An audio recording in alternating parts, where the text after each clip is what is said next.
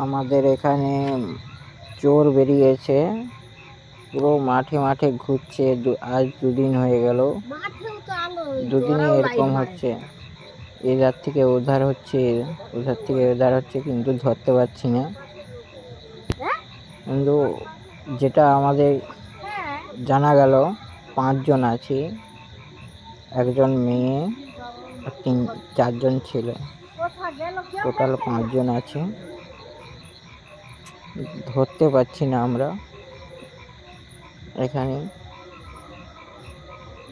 আমাদের যশোড়া গ্রামে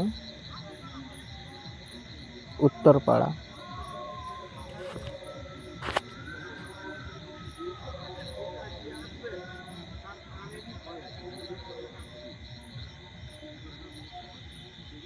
কি ডেলি ডেলি আমার